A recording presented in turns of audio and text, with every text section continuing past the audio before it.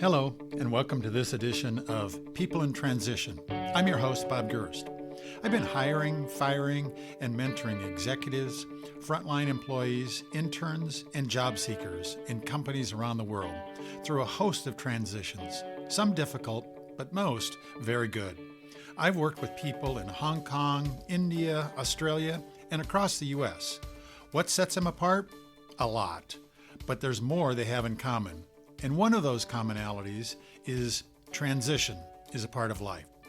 This experience has given me a bird's eye view on a variety of trends, economies, industry disruptors, and transitions that are big and small. It's also brought me into contact with the thought leaders and decision makers you need to meet. The people who can make the difference that matters to you right now. Imagine knowing exactly what to do next and how to know it's time to make your big change. The inside track you're going to access during our future episodes is better than a crystal ball. It's the exact information you need to take that next step. Whether you're a new grad applying for your first professional job, someone looking to transition your work experience into a promotion, launching your own company, or maybe even starting to plan your retirement, you're in transition, and this series is for you. We all know transition can be scary, but it doesn't have to be. And it's even fun when you have VIP access to the future you want. Are you tired of uncertainty, of being passed up? We'll share with you the tools and skills that can take your dreams to the front of the line.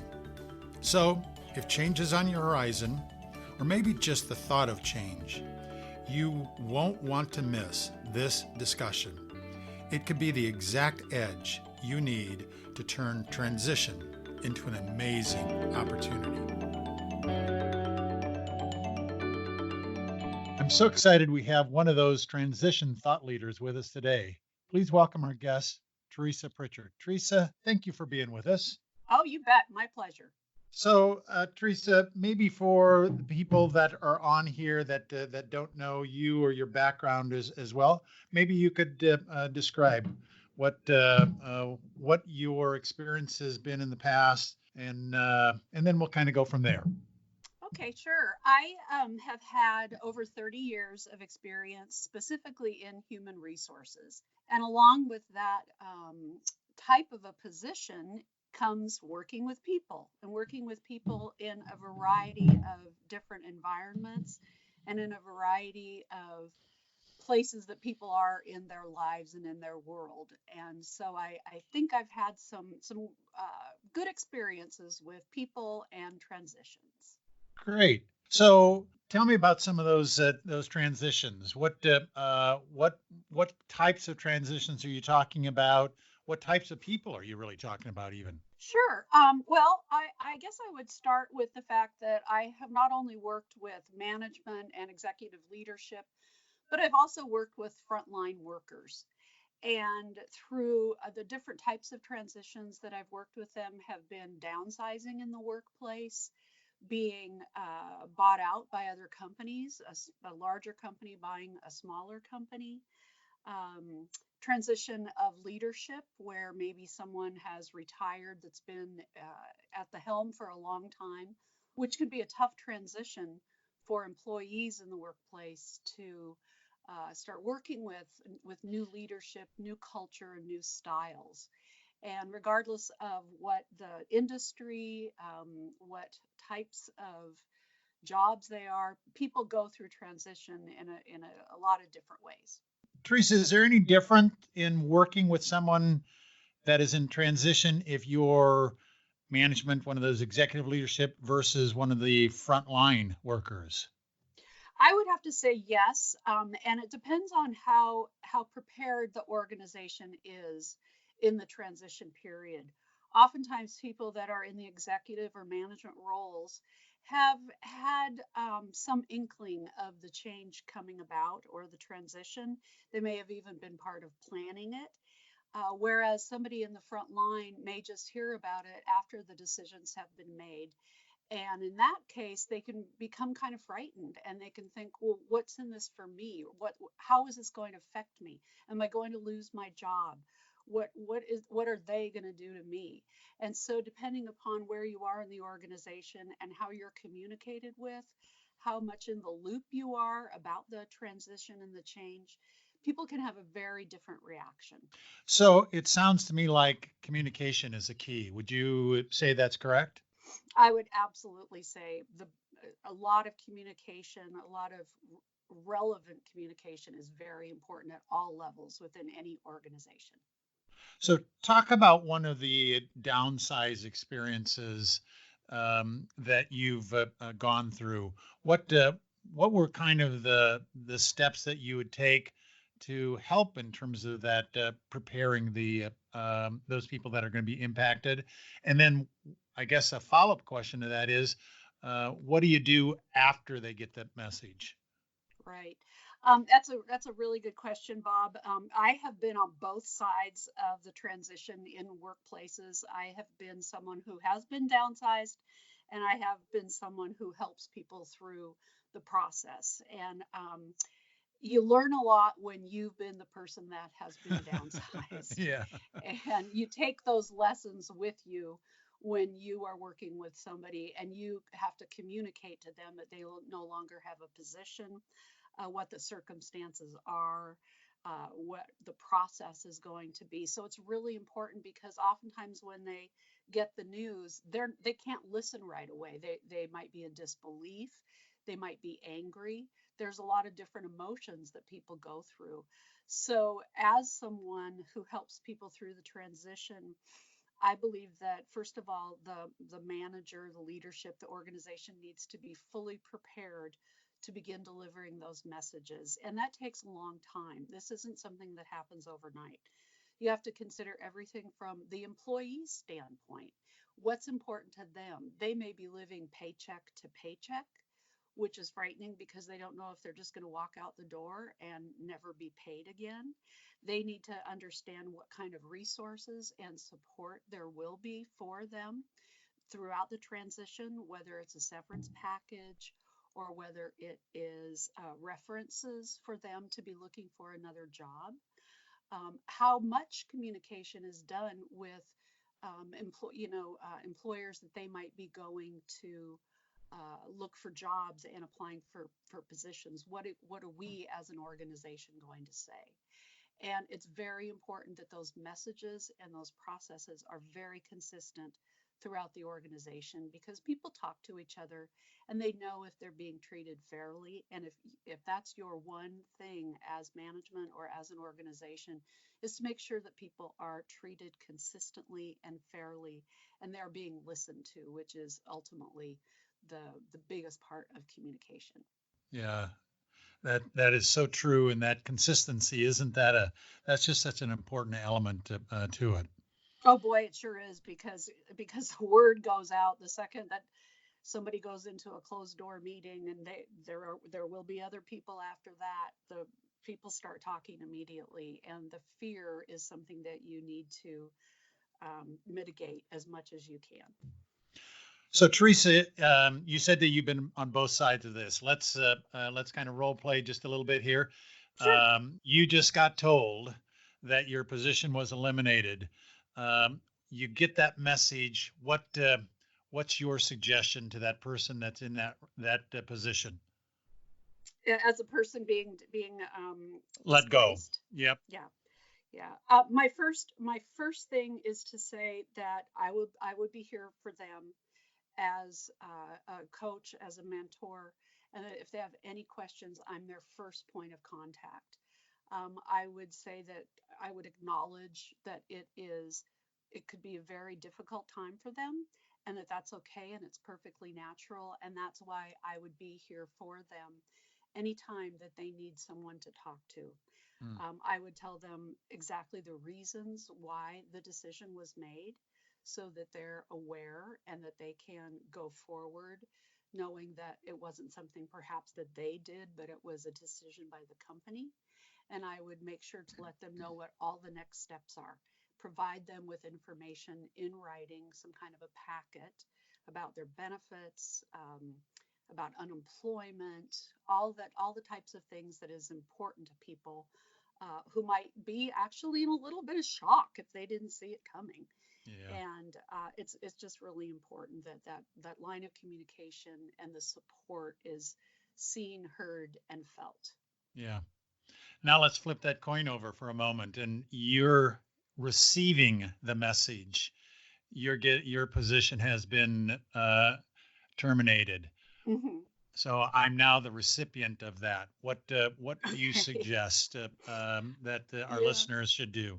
Yeah, I can tell you that it's happened to me a couple of times, and it wasn't pleasant with the way I reacted. I have to say that as it is with some people. I was scared. I was humiliated. I felt, what am I going to do next? How am I going to tell my husband? What are we going to do? I'm the breadwinner. I'm the sole breadwinner. I will never be able to find another job at my pay rate, at my title. What does this mean for our future? And are we going to have to move? I mean, you go through a lot of things that aren't necessarily pleasant.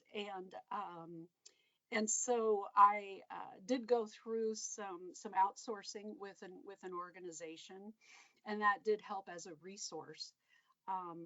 One other time, I decided on my own that I was going to transition and I Hmm. was going to quit my job and move out of town to a much smaller town than I had before. And I approached that transition with happiness and glee. Mm. And it was a journey, it was an adventure. So I didn't have the negative emotions. When so I guess my point in saying that is these transitions are very different for everyone, and depending upon the circumstances, people are going to react differently. I know I did in a couple of those transitions, and it's all very normal. I guess that's what I would have to say. It's all very normal for people to go through a variety of different reactions to a situation. Any coaching that you would provide someone in terms of how you manage those negative emotions? Um, Yes, I will just anecdotally tell you a little bit of an add-on story. When I went to the outsourcing outplacement company that I was assigned to, it was a large nationwide company, and there was a series of workshops that I went to with other people who were in my position, and you were encouraged to network, and you were encouraged to uh, exchange your resumes and talk about what you're looking for and your skills, your transferable skills, and a variety of things. Do you feel like moving, et cetera? But the one thing that that company did not do was address my emotional state. They Mm. never met with me one on one and asked me how I was feeling Mm. or what I was going through emotionally. And so, as a coach and a mentor, I have learned from that experience that I would start there with an employee and find out and listen to them exactly what they're going through, so that as a coach, I can point them in the right direction. I can point them to resources and websites that might be relevant to them at the time. I can reassure them that this is not the end of the world, that there will be something else out there, particularly because I've gone through it myself. And Hmm. I think that would be my biggest message to begin with someone who has been displaced, that they do have resources and that they will there is light at the end of the tunnel, Yeah, definitely. yeah. I hope that And answered your question. yeah, for sure. And what that may mean to someone if they don't have that outplacement support or whatever, Hmm. they still may have those same emotions. And so what I'm hearing you say is that it's okay for them to go seek out someone, a friend, maybe a Hmm. relative, that may be able to provide that emotional support and that outlet as they're going through this change. Yes, absolutely. Thank you for saying that, because that is really important. You don't just have a professional network. Just like you said, you've got family, you've got other people in your community. Don't pass up any opportunity to seek someone out whom you respect, who may, again, have already been through something like this in transition. Don't wall yourself off. It might be very easy for a person to just be paralyzed with fear and stay at home or not reach out to the other people, but it's very important to remain active and to seek people out, like in Rotary or your church, wherever that is that you feel safe, is really, really important for anyone to do. So let's talk for a moment here. We've talked about if you were impacted by a downsizing or position elimination or something of that nature. Let's talk about the transition that you go through in terms of it's now time for me to find another position, and that you're in charge of this as opposed to the company making the decision for you. Right, right. What talk to me about because you said you have done this. Hmm. Talk to me about the steps that you would take in that process. So you made the decision, I'm going to leave because of whatever, fill in the blank. Hmm. Hmm. What did you do then in that transition period? Sure. I think it's very important for whoever it is to take stock of who they are. Turn inward for a while and think about who you are and what you're all about.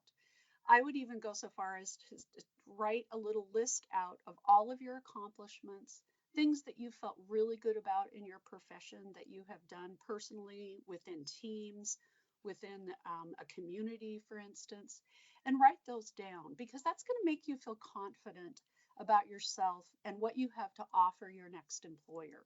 So I think it's really important for anyone to take stock of their own skills, their own experiences, and build that confidence.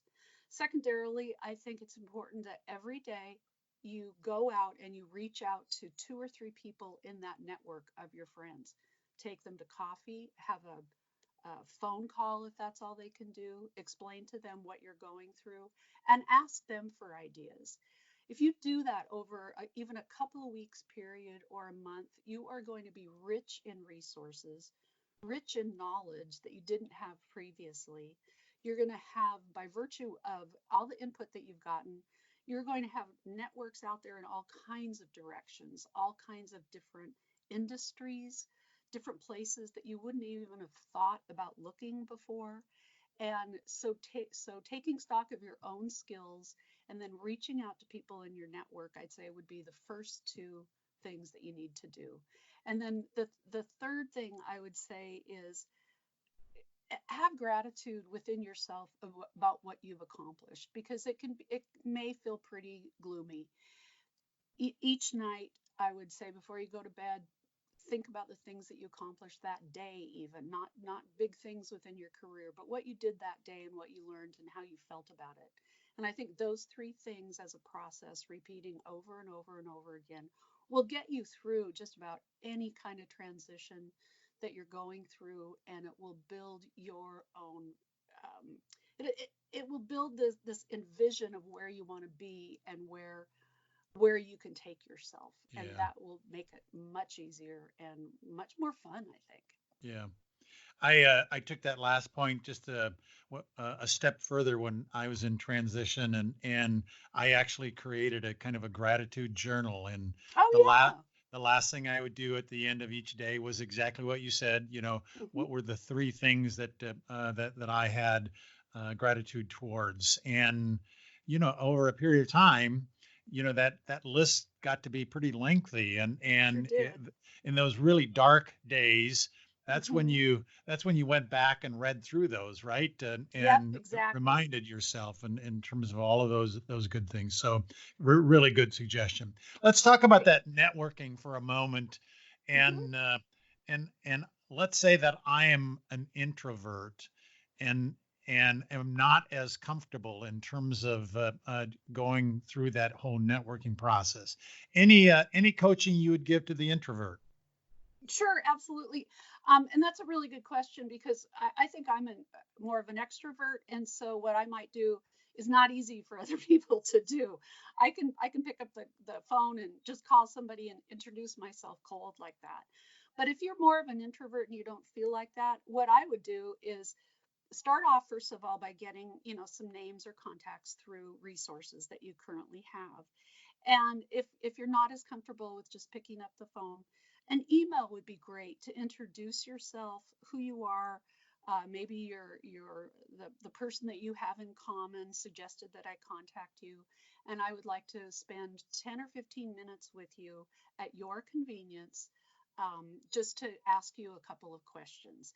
And then once you make that appointment with that person, prepare yourself for that interview, or quote unquote, informational interview, and have maybe two or three questions that you want to ask them. And it's okay to take that piece of paper with you and write down notes, because it's going to make you feel like, A, you're prepared and you're not just sitting there without anything to say, and B, you have something to refer back to.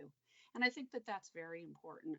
Another thing you could do is ask that person that you have in common if they could make the introduction or even go with you to a meeting, and say, Sally's with me today, and I wanted her to be here because she knows you, and I wanted to make sure that I was clear on what my goal was today from this meeting. Interesting. And so even having somebody there with you could really help that introvert out.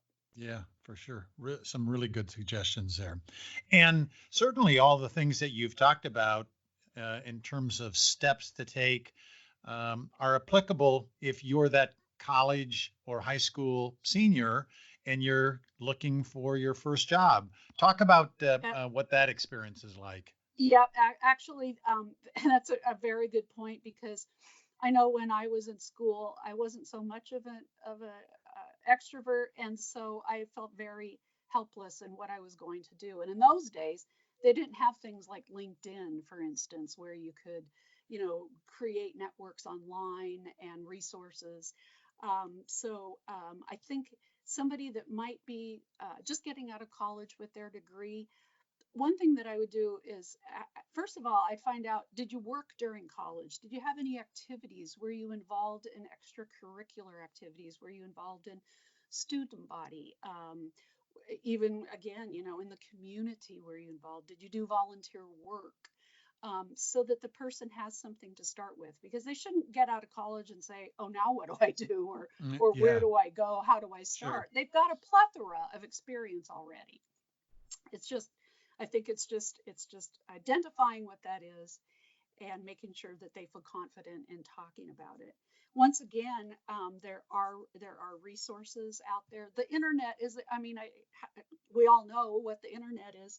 Before you go into an interview or begin wanting to decide where you're going to interview, do research on the companies, and don't do research on the companies just the cursory stuff, but do research about their value systems, about their culture. How are you going to fit in to that culture, which is oh so important? And from there, you'll decide whether or not it's the right company for you, and then you'll be able to decide whether or not you want to pursue any positions. Real good point there, and that leads me, I guess, to my next question, which is interviewing has changed. The whole transition process has changed.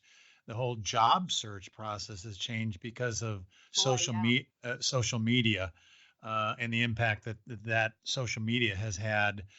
How do you suggest someone who is in transition use social media to their advantage, I guess? Sure. Well, first of all, I always caution on the side of caution, um, because you never know exactly what's going to be out there about you, and oftentimes we don't know what is true or what is not true. And so I would make sure that you find out about other people that you're going to be talking with, the company. I would find information through a couple of different sources. Um, and that's very important. Also, from a personal standpoint, I think that individual needs to take stock in what they have on their social media accounts and what can be seen about them, because that's very important too, that people don't make assumptions based on pictures, or maybe you've been tagged by someone else. That's very important too, as well as updating anything that you have on LinkedIn or your any kind of a social profile that you have. It's really important that it's updated with current information, with your degree, with the places that you've worked before and the people that you've worked with. What you're looking for is very important. So I would Mm, say that those things would be probably the top three most important things. gotcha. So, Teresa, you've given just a whole bunch of really great and value added coaching to people who are going through transition. What have you found in your experience does not work when someone finds themselves in transition? um, well, I don't think it works. I always tell people, kind of getting back to what I just said, buckshot is not as effective as um, the one bullet, say. And I say that because a lot of times people will just send out their resume to every opening that there is, regardless of the position, the company, the location. They just send it out everywhere. And I say, be more targeted. Again, go back to that list of the companies you've compiled, the culture, the value systems, the mission, the vision. And so I think that's very important. Don't just do the buckshot. And also, I think it's very important not to freak out, because comparing yourself to other people, like, well, so and so got a job right away, or so and so got a bigger raise and a title. Those types of things don't help you at all. So don't do those things. That's very, very important, I think. And if you are anxious, step back and think about what you have as transferable skills, what you have that you're going to bring to that company that only you can bring, and build that confidence within yourself. Because if you don't feel that going into any kind of a situation where you have to talk about yourself, it's not going to be as comfortable for you, and you're not going to be they're not going to be able to understand who you are if you're all full of anxiety. So those are the things that I would tell people. Great, great suggestions. Yeah. Teresa, any tools that you've seen, books that you've read, things that you would refer a friend or relative to who is in transition?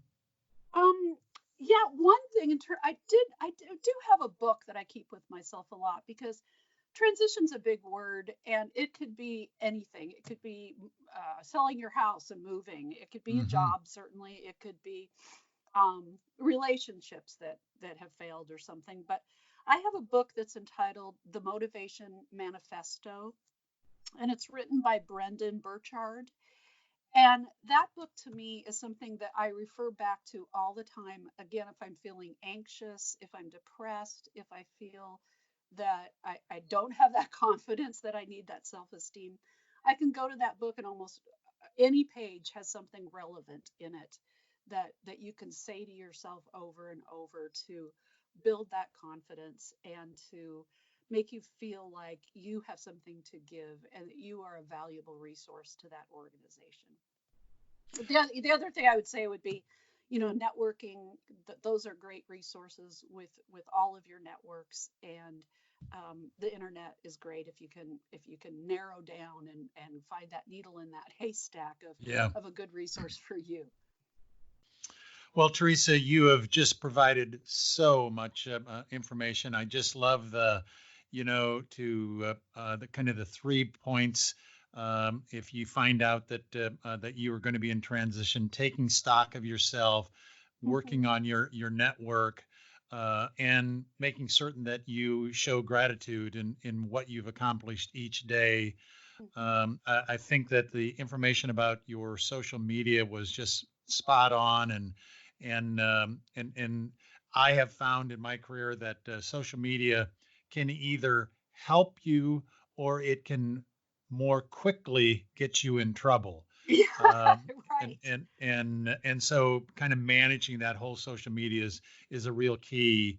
Yes, it is. And I do think that when you talk about the difference between the buckshot and the single bullet is real important to keep in mind. And I think that allowing kind of that inner voice to talk to you, the buckshot always you always think, okay, if I send out 20, that's got to be better than two. But in Right. fact, Yeah. but in fact, it can do. you damage, and it's harder for you to manage. It sure Kind of is. keeping that those going. So, It sure is. any last words, Teresa, that you'd like to leave Yeah. our audience with? Yeah, one thing I think I do want to say is that this is a time in transition that you should really take, you know, enjoy the time for yourself. Enjoy the time in the reflection of who you are as a person, what you have to offer, and revel in that. You don't get these kinds of opportunities very often because your day to day is so busy, or you're always doing things for somebody else, or you've got to meet a goal. It's all external. And really, these transitions, whatever kind they are, should be really approached from an internal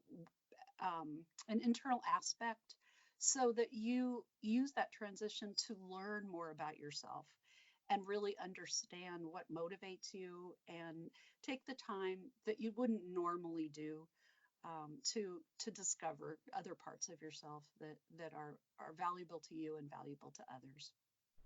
Teresa Pritchard, every time I speak with you, I learn something.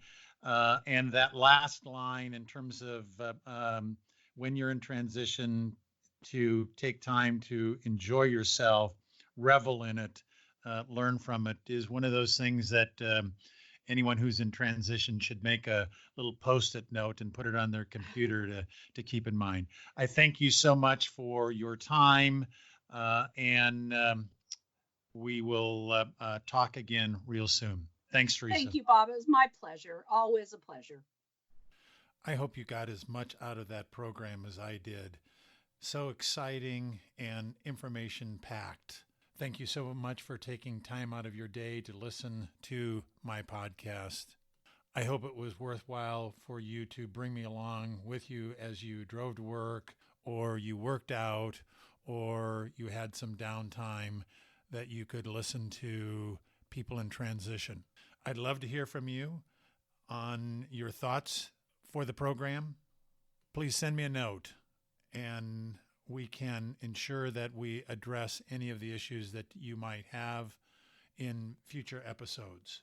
I hope that you share this podcast with your friends, people at the supermarket, people at the gym, because it's all about a conversation on people in transition. I hope you got some useful tips and ideas about what to do in transition. Again, this is Bob Gerst. You can find me on LinkedIn page. Feel free to send me a note there. And remember, we are all in transition. It just might not be today, but at some point in time, change happens. And the more you are prepared for it, the better you'll be. Thanks again. This is your host, Bob Gerst. See you next time on our next issue.